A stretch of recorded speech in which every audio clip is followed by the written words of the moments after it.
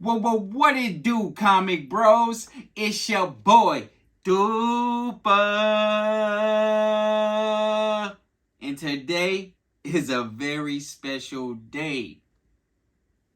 And if you don't know why, if you under a rock, Disney Plus just dropped Xmen 97.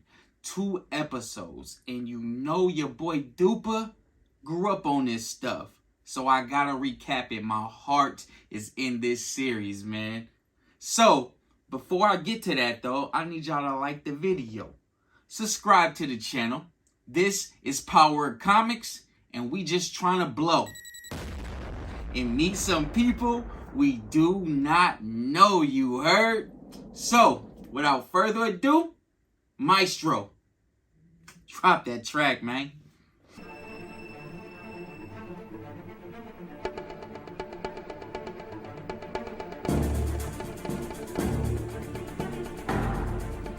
So yeah, this is going to be a recap of just the first episode. I will be doing the second episodes, and I will be following this series. My heart is in this series. Definitely. It's going to be raw and uncut. It's going to be truth. Now, what I will do is I'm going to recap the episode at the beginning. Then at the end of the recap, I will give you my personal thoughts on what I thought about everything about the series.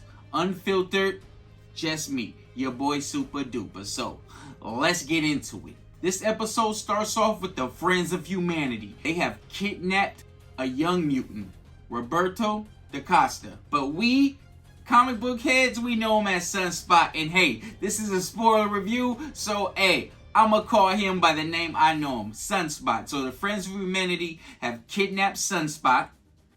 They plan to sell him off. They have one of those collar inhibitor things where it just downs their power, so that's why he couldn't fight back. And they have him in it looks like they're in an abandoned warehouse kind of. The party gets crashed though when Storm and Bishop just come in from the rooftop, blazing. You know Big Bishop? I know Bishop, the time traveling hero. You feel me? But they cut the boy's ponytail, man. Come on, man. If you gonna do Bishop, you gotta have the long hair. But so he comes in with Storm. And they're going at it. They're going at it with the Friends of Humanity. The Friends of Humanity actually get the best of this battle because they best Storm and they best Bishop. Leave them on the floor. Cyclops crashes the party. And you know Cyclops, he coming in all heroic. He takes them down. Optic blast. Optic blast. He outsmarts them though because they capture him and they go to just pull his visor off. That'll stop him. He begs him, no, please don't, please don't, please. And then he says, gotcha, lets off a huge optic blast and blows up the building that they were in. Cyclops is kind of confused now because Bishop and Storm were hurt by Sentinel tech. So he's thinking, where did they get this tech? There's no, how did a low-rate group like the Friends of Humanity get their hands on Sentinel tech? This is the main question. So, when they take Sunspot back to the base, they question him about that. Yo, Sunspot, where did they get this tech? Where did they get this tech? Did they say anything about the tech when you was there? While you was kidnapped? Did you hear anybody talking? He tells them no. This scene was so funny because this is when they first actually introduced Beast to this scene, and they got some Mozart playing, and it was just good to see Beast like that. And Jubilee comes in there, and she's just cracking jokes. Cyclops comes down, he's all business, asks him again about the weaponry. He knows nothing of it. Doesn't know anything about the weaponry. After the questioning, Jubilee is trying to appeal to Sunspot because, they're about the same age and he's bored. He wants to leave this base. The X-Men will not let him leave because they don't feel like he'll be safe. They feel like if he leaves, the Friends of Humanity are going to come back and capture him. He's really portrayed as a partier guy or as a rich snob. So Jubilee says there is something that we can do. She takes him to the danger room because she wants to see his powers. She wants to know why he didn't fight. She pulls up an image of Magneto attacking in the danger room. while constantly asking him, show me your powers, show me your powers. He declines, and he does it with a real smart mouth. And right behind him, Wolverine just tackles him. Scares the living woo out of him, you know what I mean? Scares him, and then unsheaths the claws. And all you see is fear on Sunspot's face. Cyclops is hell-bent on tracking down his tech. He's pacing in his room, and this is where we get the first Jean Grey reveal, y'all. Looking beautiful. Absolutely stunning. The redhead, oh yeah, she is looking awesome, by the way. So, she tells Scott, hey, I think we should get out of here, like, because she's pregnant, y'all. So she's trying to talk Scott out of, leading the team. She wants them to go live a life, a peaceful life. Just Jean, Cyclops, and her son.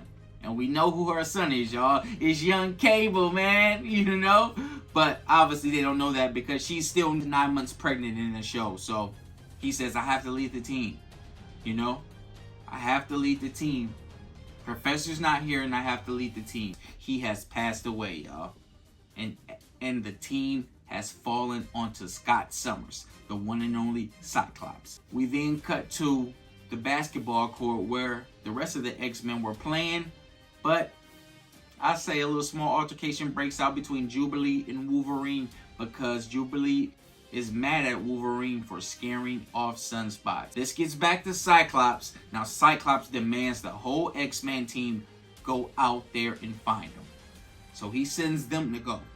They go to find Sunspot, and Cyclops, Bishop, Storm, Jean, they go track down the weaponry because they know that this guy Gyrick has to know something about the weaponry. He is the one who off Professor X. Wolverine, Jubilee, and them guys, they track Roberto down to a nightclub. I told you he was a little partier, he liked to shake that thing. Must go ahead, go shake that thing. Go. So they track him down to a nightclub, and he tells Jubilee, hey, I'll leave with you, but I gotta have a dance. He's like, I need one dance, and I want to drink in my hand. Hey, So Jubilee gives him a little dance, and this scene was awesome. Just to see her dancing, and the animation, and the fireworks while she was dancing. This was one of my favorite scenes. You can tell that them two are getting really close, and I like this dynamic that they're building with Jubilee and Sunspot. So Cyclops, Storm, and Bishop, Jean, end up at a prison. No, I take that back. Jean's not with them. She's back at the base. So they end up at a prison questioning Gyrick. Cyclops says, you have 25 years, yo. Just give me a name or where to find Trask at so we can recover these Sentinel weapons back. Or you can sit in jail, If you tell me, you get 10 years off your sentence. You're already here for 25. He declines, and you already know what happens. Cyclops' girl, Cyclops' baby, Jean Grey, telepath. You ain't gonna tell me, I'm just gonna extract the information. Information received, Trask is tracked down to the Sahara Desert.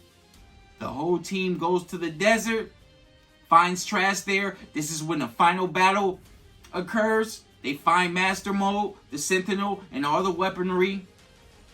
They have a fight. Y'all know the X-Men end up on top. Cyclops leads the team. They end up on top. Trask gets arrested, and all the Master Mode, the Sentinels, all their weaponry gets repossessed, y'all. Give me that. Come up off that. So another successful mission.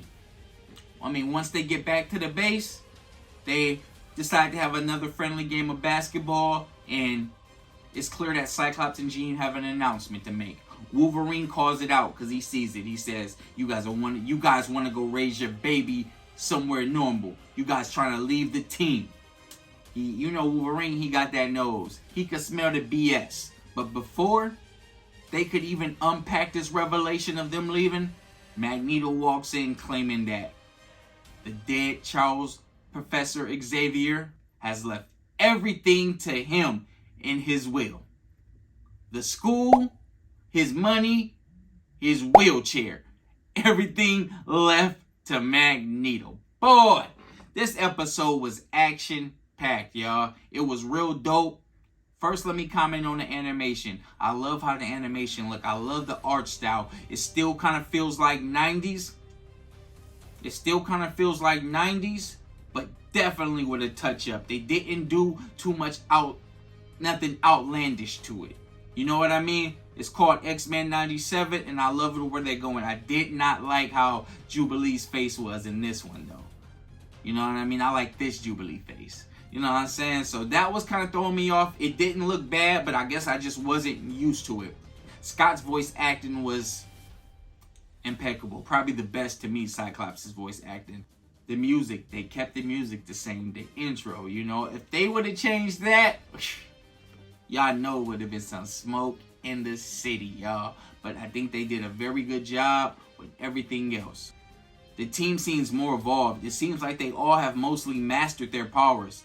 I mean, if you watch any of the first 4 seasons, Storm, she would use her powers and just faint. The same with Jean. They were all getting used to it. I like how they picked up this series and they have evolved the characters. And you can tell by how they interact with each other and how they interact in battle. So they really kept the continuity going. I just love it, man. I am glued to this series. I will not miss an episode. I will be recapping every episode. If y'all rock with Xmen 97, if y'all don't, drop it in the comment section. Let me know how y'all feel. Let me know about this recap. This is the first recap. I'm trying to get better, but this is spoiler talk. All spoiler talk. You heard? It's your boy, Big Duper. And I'm out.